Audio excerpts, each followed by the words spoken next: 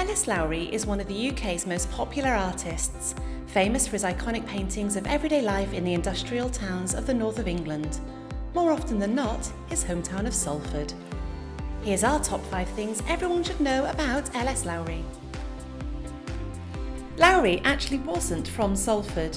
He was born in neighbouring Stretford and spent his childhood at this house in Victoria Park, then a leafy suburb of Manchester. He only moved to Salford in 1909 when his family moved to this house in Pendlebury. He lived here for the next 39 years until the landlord effectively repossessed it due to poor maintenance.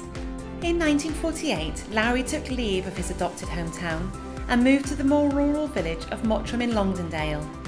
Here he bought this house, The Elms, where he lived for the rest of his life. When Lowry applied to study at Manchester School of Art, his application was rejected.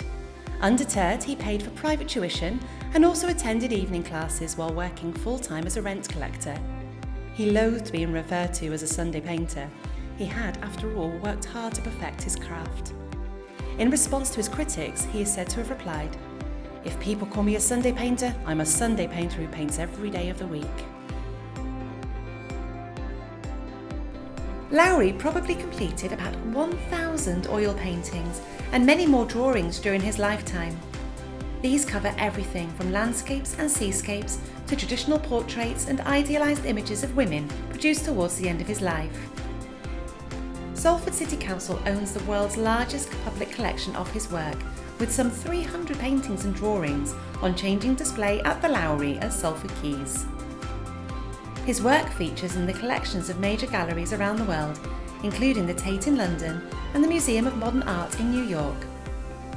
During his early years, Lowry occasionally gifted some of his paintings to friends and neighbours.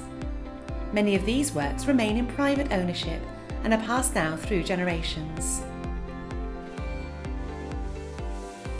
Lowry holds the record for the most number of UK honours declined. He was offered and refused 2 OBEs, a CBE, a knighthood and 2 offers of the Order of Companions of Honour.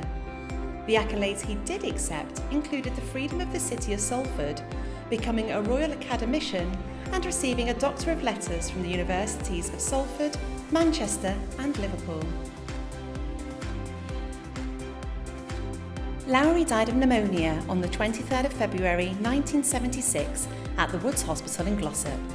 He was 88. Today, the building is a retreat for children with life-limiting and life-threatening illnesses and those families bereaved of a child. Just months after his death, the Royal Academy held a major retrospective of his work, which broke all visitor records at the time for an exhibition by a British artist. Lowry was laid to rest alongside his parents in the family plot in Southern Cemetery in Manchester.